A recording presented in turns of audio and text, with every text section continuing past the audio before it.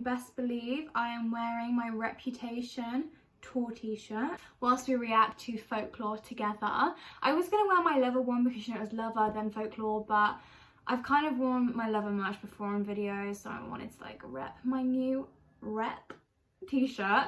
I have actually listened to Folklore numerous amounts of times. As soon as it came out, I was on it, listening to the whole album over and over again, trying to learn the lyrics.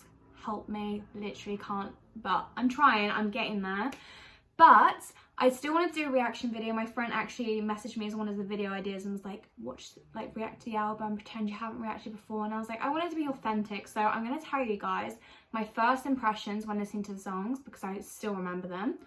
And then I'm going to tell you what I feel like now, because it's definitely shifted. Also, can I just say, it's currently like 5 in the evening. And the reason why I decided to film this video is because it started raining. And I was like, this is such a vibe. But yeah, let's get into the video. Okay, so the first song on the Folklore album is called The One. I thought it was going to be, initially when I read the title, I thought it was going to be about Jo and her relationship with him and how she thinks she found the one. But it took a completely different turn. But let's get into it. This is when I knew it was going to be like kind of sad and nostalgic. Like when the music started playing, I was like, I don't think this is going to be a happy song at all. I'm learning the lyrics! It's really like steady, and even though it's like kind of a sad song because it would have been fun if this guy had been the one. It's kind of sad, but it's kind of been like, it would have been fun, but you know, shit happens. Like she literally said almost a new shit and saying yes instead of no. So yeah, it was like really interesting. I didn't think she was going to go for that approach whatsoever. If you never bleed, you're never gonna grow. It's all right now. I just thought it was really interesting. She was a bit like, if you never bleed, you're never gonna grow, mate. You know, you just gotta move on. And I just wasn't expecting that, especially for the first song. But I will say it was a really good start. Like when I was listening to it, I was like, this is gonna be a good album. Like I already knew. It's another day waking up alone.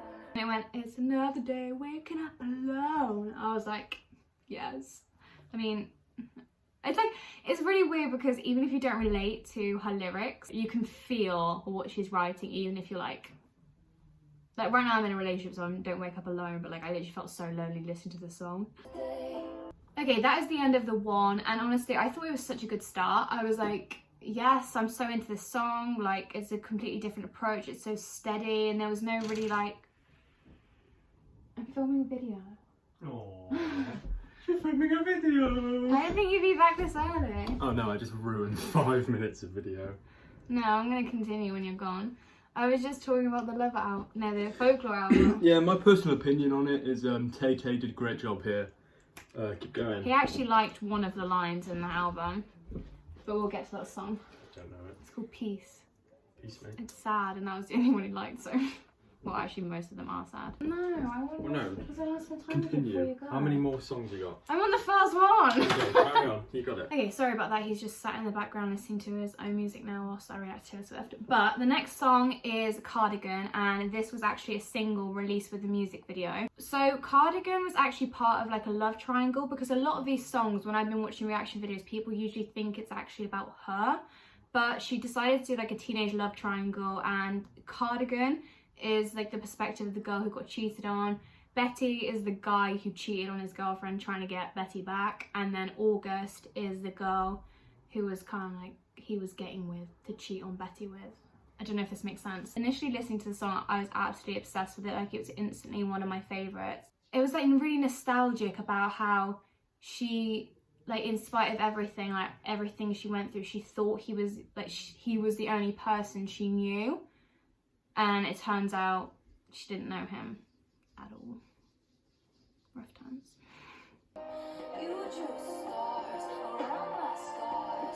There's also something really tragic about that line, because Betty like associated James with that and associated with him being something that kept her safe, and like drawing stars around her scars. And he did that anyway, like in spite of, I don't know, it's such a tragic song.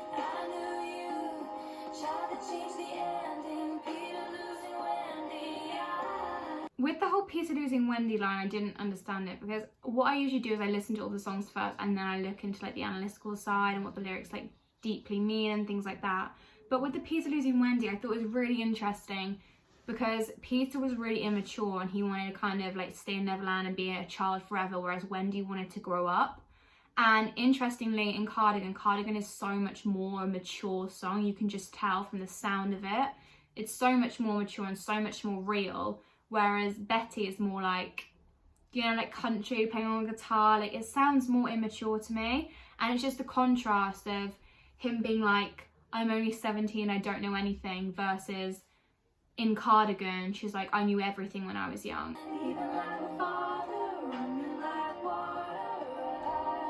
Best line. Not ever, but, you know. Okay, the next song is The Last Great American Dynasty, and when I first listened to this song, I was one of the people that didn't appreciate it half as much as I do now. Because think about it, The One and Cardigan, they're very like heartfelt, emotive, like they're about relationships, obviously. And when I listened to The Last Great American Dynasty, I was like, this doesn't really feel, it doesn't really go with the romance, but it's folklore, isn't it? It's passing stories down. And when I found out about the background of The Last Great American Dynasty, I was a bit like, oh, but I enjoyed the song. Like, it's a good song to like nod your head to, like, I don't know, it was just a good song, but I didn't really connect with it the first time around as much as I do now, because now I really enjoyed the song.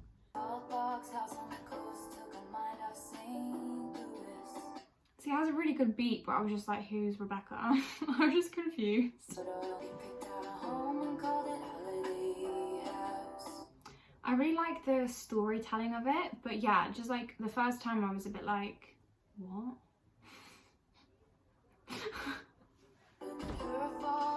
Also, for people who don't understand the backstory, basically Rebecca Harkness, I think that's her name, I'll just look at it now, but pretty much she used to own this place called the Holiday House, and Taylor Swift ended up buying that same house, and she kind of draws like parallels throughout the song about how similar their lives were.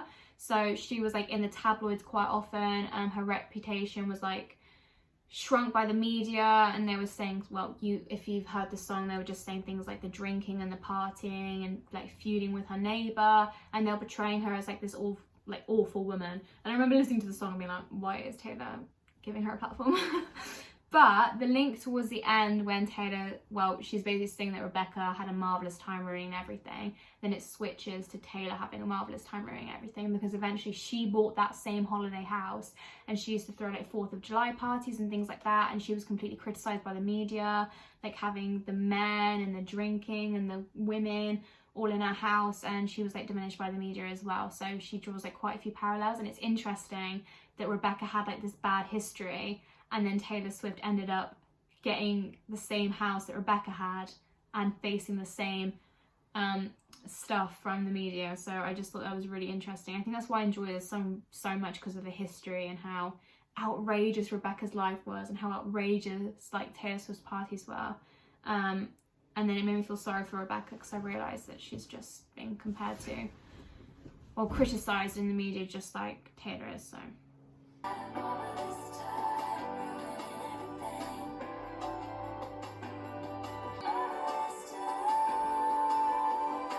the next song is Exile, and this was my favourite from the album, like from the whole album. It was really hard because obviously this album is so, I just feel like you can love an album, but there are always songs you're going to initially click onto here, but I can just listen to this album over and over again and I feel like I enjoy each song equally. But when I first listened to the album, Exile was the song that I was like, this is it, like, this is my favourite from the album.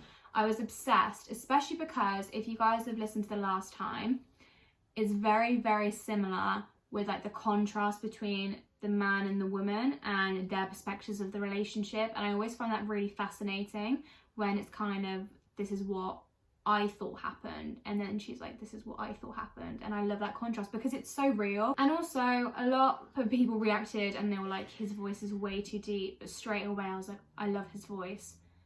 Like the mystery and like the sadness, and I think it was perfect to choose him out of all people. I loved it. This song also makes me want to cry, like just thinking about it. I can see you standing, honey, with his arms around your body, laughing, but the joke's not funny at all. That's the thing as well, is you have to imagine that these two exes seeing each other again, and even though you can tell there's so many issues in the relationship, like they said they always walked a very thin line, he knows her, like he knows us, he's watching her and he's like, you don't even find that stuff funny, like come on, who are you playing? And that's the saddest part, like, you know, when you know someone and then they have to become strangers to you because of what you've been through. And even though they don't work, there's so much love between them, like in the lyrics you can just tell there's so much sadness, and there wouldn't be sadness if they had no love. So I also really like the contrast of who am I defending now versus who am I offending now. They're like, they were like each other's opposites, but they're without each other. So step right out, there is no amount of crying I can do for this time. I don't know why that's my favourite part, when he's like, so step right out. I don't know, I can just imagine her like leaving, he's like, come out, like come speak to me, like there's nothing I can do, like I'm never gonna satisfy you. And she's like, I gave you signs, mate, I told you what to do. Come on, Bon, what are you doing, mate?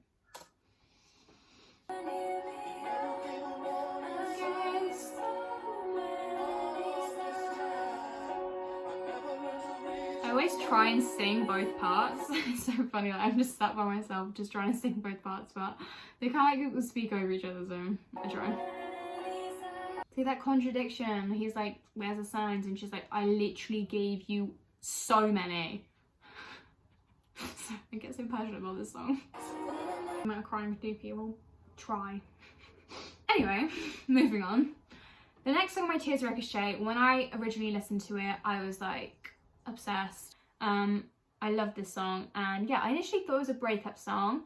Opinions now, not a breakup song. I see it, and I've read like a lot of people also agree that it's about Scott, and I think it hurts me more listening to it knowing it's about Scott, because he was kind of like a family friend. Apparently he went around for family meals and stuff, and he was like a huge part of Taylor's life.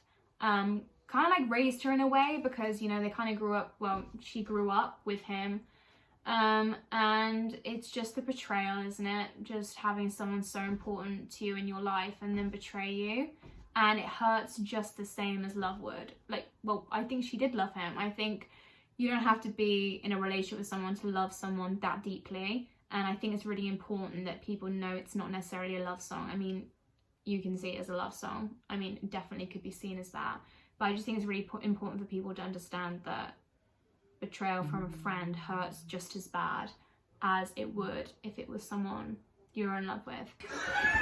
I'm eating your pizza. Oh,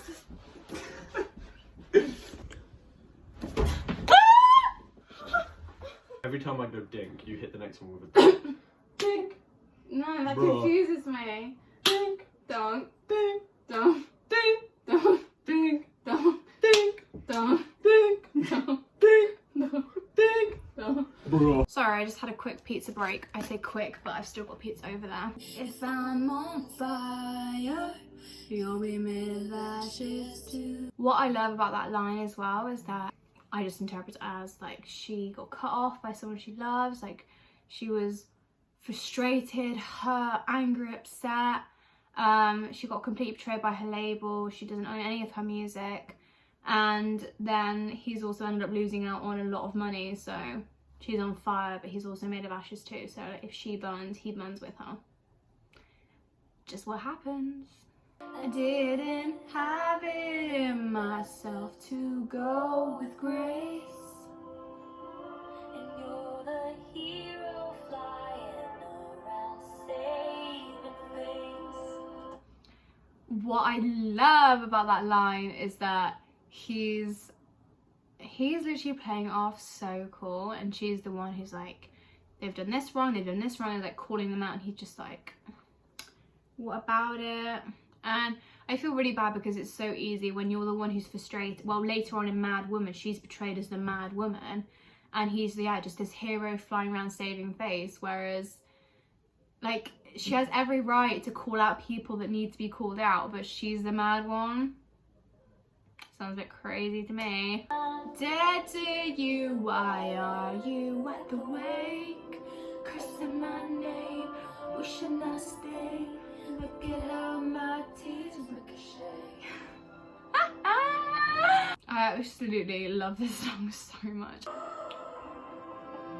Sorry, I accidentally skipped that part, but about the jewels, you wear the same jewels that I gave you when you buried me. Like, she literally made him all of his money, so he's literally wearing the stuff that she bought indirectly whilst he buries her. Oh, this just hurts so bad. I just can't believe you did that to her. Dead to you, why are you at the wake? My favourite part. Cursing my name, wishing I stayed.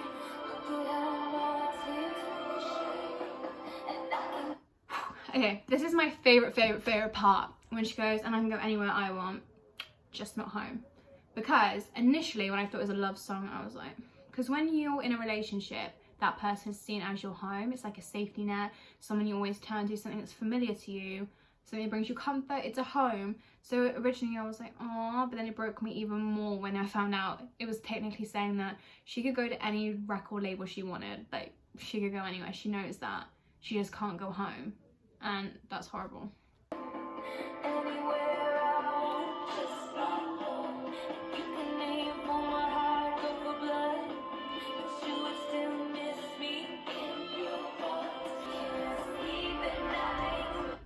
Oh my god, when she goes, and when you can't sleep at night, you'll hear my stolen lullabies. That's what the part that confused me. That's when I was initially listening to it and I was like, is this actually a love song? Because stolen lullabies, her music has been stolen, it's not hers anymore, and they'll just hear it. Her stolen lullabies as they're trying to sleep at night. You had to kill me, but it's you just the same person my name. And you tossing out blame, drunk on this pain, crossing out the good years and your... Okay, the next song is Mirror Ball, and I love Mirror Ball. I love the lyrics, I love the sound, it's so relaxing, never a skip, never a skip. I will listen to it. I just don't really understand what it means. And I don't know if that's really stupid of me. I should probably look into it more. Actually, do you know what? Let's be authentic. Let's just do that now. Oh my gosh, why have I never Googled this before? I literally always research all the songs, but Mirror Ball, I just got so lost in a trance when listening to it.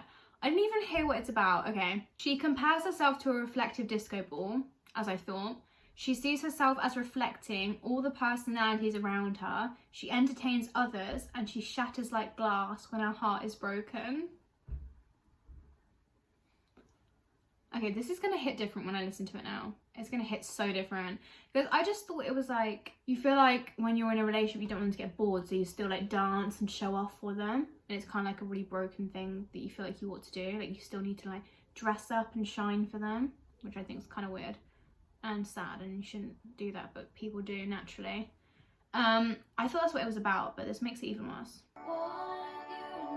It's such a gentle, such a pretty song. It's so simple, but effective.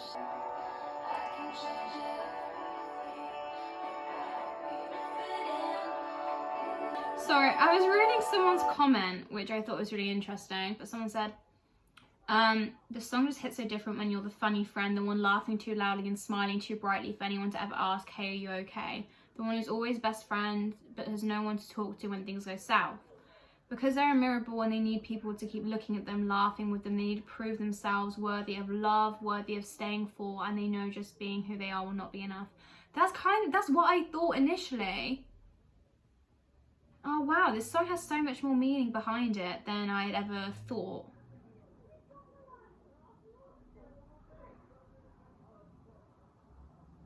Yeah, some people are saying this song is about the fans. Because she shows us like every version of ourselves. She gets us dancing on the dance floor. I can change everything about me to fit in. She changed like the colours, aesthetics, sounds, themes she presents in each album. And even after all her success, she still feels like she has something to prove. Oof!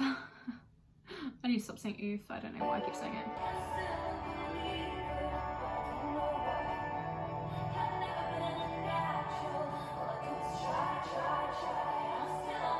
That's my favourite part of the song. All I do is try, try, try. And that makes me even more sad with that person who commented about being, you know, the funny friend and the one no one asks if you're okay. And I don't think you necessarily have to be the funny friend for people not to check up on you. You could just be genuinely just act like you're happy and they still won't ask you if you're okay. T. Okay, the next song is 7, and I love this song. I think it's such a gentle, just the innocence of being a child, like when things are going wrong.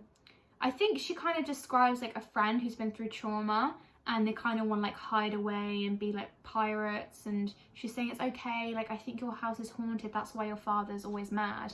And it's kind of like a really childlike, naive view of looking on the world. So my first interpretations when I first listened to the song, I kind of just thought it was talking about just childhood, like what childhood was like. It wasn't until I read about it that I realised it's actually, she's talking to a friend who has obviously had a troubled past. It's such a soft song. Her vocals in this whole album are amazing.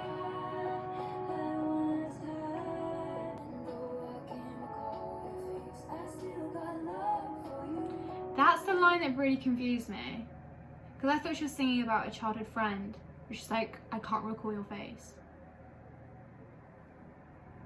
Oh, I guess she's just like, it's just, oh, she was only 7 years old. Sorry, I'm being stupid. She's only 7 years old. She probably can't remember their faces.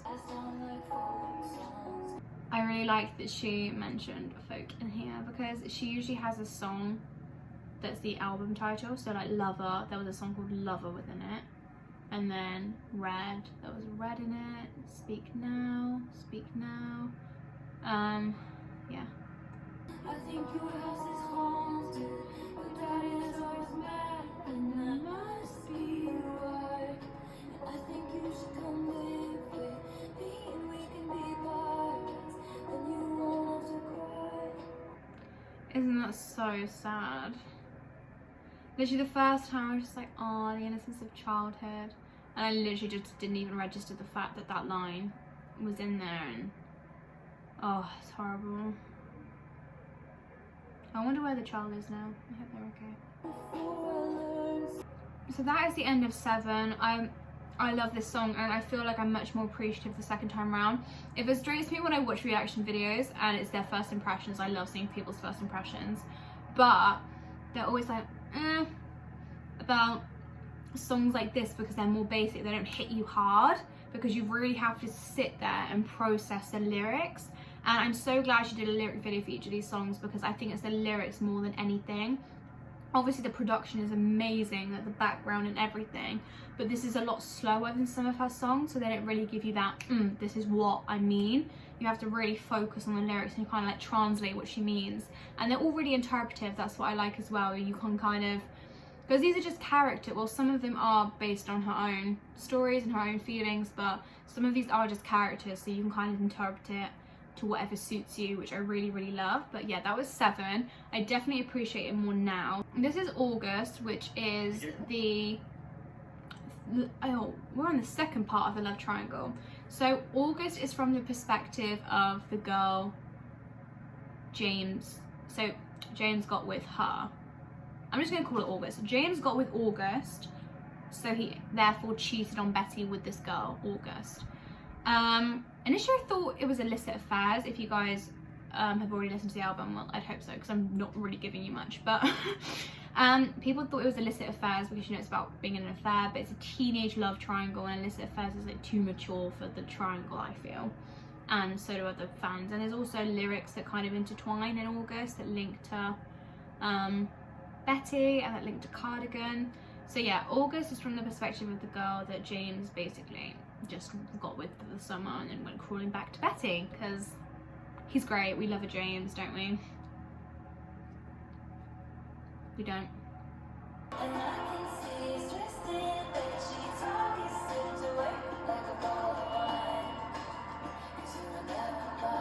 I remember thinking I had you. Oh, the background. That was August. I absolutely love August. Yeah, I just love it, mate. I love all these. I don't even know why I'm saying there's not a song I don't dislike, so I love all of these songs. This is me trying. Literally breaks my heart. Because I relate. Alright? I try. What I do is try, as Mirabel once said. Didn't know if you cared if I came back. I have a lot of regrets about that. Also, if you guys have listened to Afterglow on Lover, apparently this is kind of like a follow-on, because in Afterglow she like leaves. She's like, oh my god, he's just leading me on. She packs her bag, she leaves, she drives away. She's like, I've got no time for games, mate. I've got no time. And yeah, so she just goes. In this, I think that's kind of like linking in, because she's like, I don't know if you'd care if I came back, because she decided to come back. And also the next line.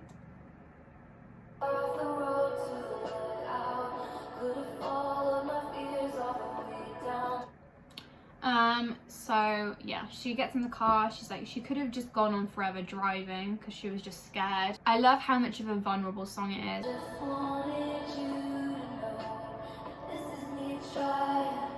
The background. Shoot to kill when I'm mad. I have a lot of regrets about that. When someone hurts me, oh my god, do I want to hurt them back. I don't. But I get the temptation. Like, you just want to, like, your words shoot to kill. Like, if you're going to say something, you're going to be like, there you go, have it. Also, the next line, I was so ahead of the curve became a sphere. I kind of interpret, I didn't actually read up what the lyrics meant, but I kind of saw it as, you know when you're like waiting for things to go wrong? Like, you're waiting for it to curve. Like, you're at the peak, everything's so good, you're waiting for it to curve. And she was like so ahead of the curve, like she was waiting for it to go wrong. She was like ahead, she was like, I know what's gonna happen, it's gonna go wrong. But it became a sphere, so she's like trapped in this endless cycle of waiting for things to go wrong. Okay, this is Illicit Affairs. I am an Illicit Affairs stan. It's underrated, no one's appreciating it. Actually, loads of people are appreciating it, but I still think it's underrated. The end where it's like, don't call me kid, just wait for it. When I initially heard this song, I really like loved the story and I loved how it sounded, but I wasn't like this intensely obsessed with it. When I listen to this song, I just feel like I'm in that character. I feel like I am in the middle of an affair. It's weird. I get so passionate about it. That you picked out just for him. Like you don't even exist. How heartbreaking is that though? Like, I know it sounds really bad, but like, I don't want to love this song, so I'm like, you shouldn't be in an affair. Like, if someone's unhappy in their marriage, just leave, in my opinion. But I kind of feel really sorry for this girl. Like, she has to wipe every trace of herself, like she doesn't even exist. It actually must be really hard for like the other girl. Like, I never really think of that perspective. But yeah, it must be really difficult, like having this guy that you're so madly in love with and they're saying, I'm gonna leave my girlfriend, my wife, whatever for you, I'm gonna leave them for you. But don't do this, I'm gonna change the name on your phone. Like, you can't even exist in my life, okay? But I promise I'll break up with them soon. And you just have to go along with it and just hope that they choose you. And they never end up choosing. Well, sometimes they do. Only if the wife finds out, probably. Because that's the thing about illicit affairs and clandestine. Okay, that's the thing as well, is that it's easier to stay with the wife and have someone on the side. It is like harder to leave, I think. Because they're like, yeah, I can balance this girl who's madly in love with me. I can stick with the wife, there'll be no issues. But there are. And that's the thing about illicit affairs that Taylor Swift's about to tell you.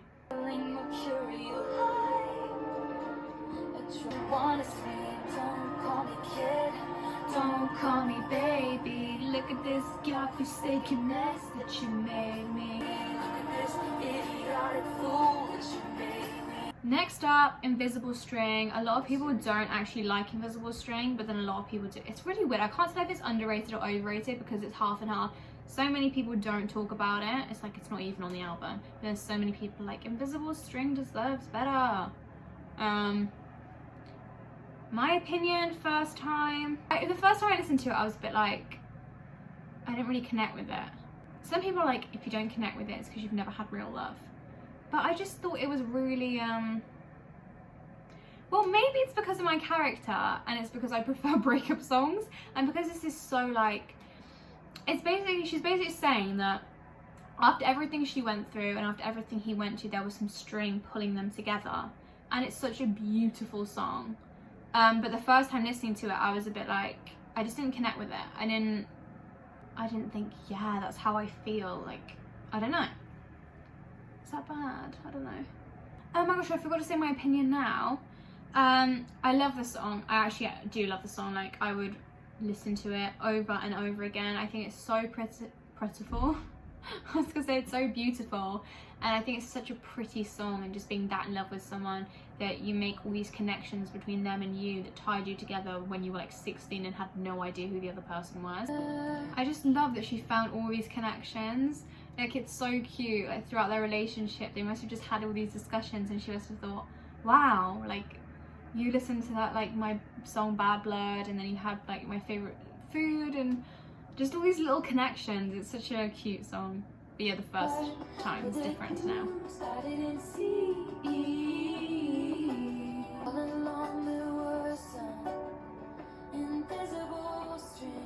So cute. All along there was some invisible string tying you to me. Such a cute song. Right, Mad Woman is underrated, just putting it out there now. It deserves better, okay? It's like Reputation, but more gentle, but like kind of not, because if you read the lyrics, it's actually not that gentle. But it's so like powerful.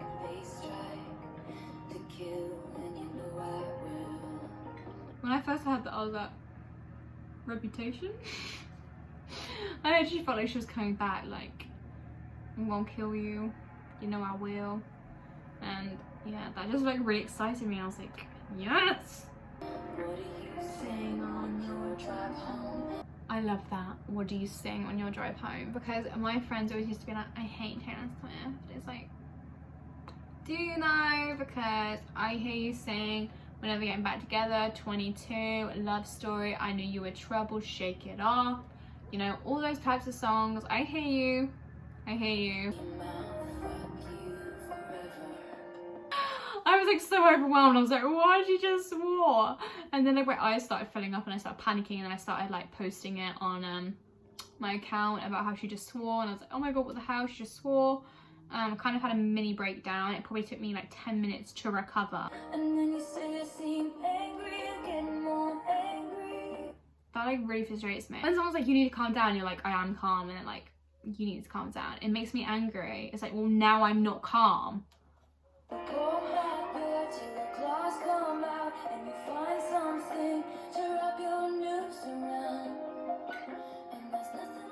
Oh my gosh, this whole time I thought it said wrap your nose around, and I just read it says noose.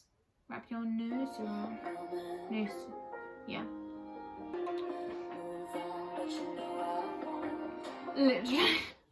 I always bring stuff up and then everyone's like, why don't you just go over it? I'm like, no.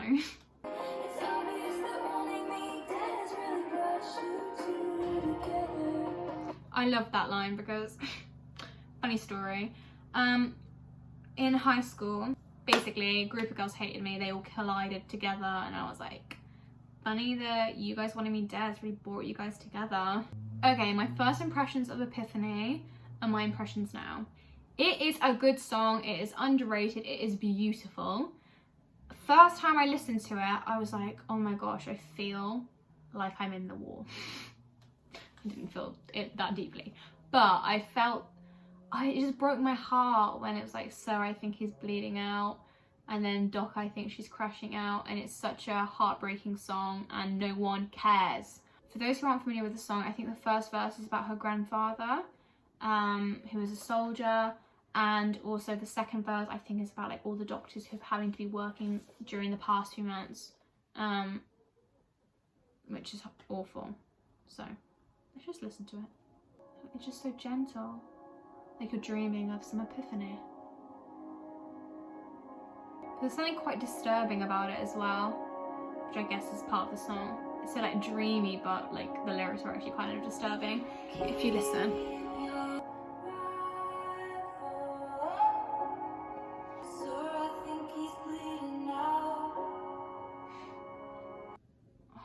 I just just find it so intense. People need to care more. Hold your hand through plastic now. Talk, I think she's crashing out. I don't understand how she immerses herself into these characters so well. I just don't know how she does it. Okay, let's move on to Betty because I need some upbeatness even though he cheated on her. Oh yeah, first impressions. I didn't hear him say it was just a summer thing, and I didn't know about the love triangle. So when I first heard the song Betty, I was like, oh my gosh, I hope they got back together. Like, I really hope they got back together. And I was just really upset about it. And I was like so involved in the story of him turning up at her doorstep, asking for her back. And I was like, Betty, take him back. And then I realized the background and I was like, Betty, tell him to go. What I did to you.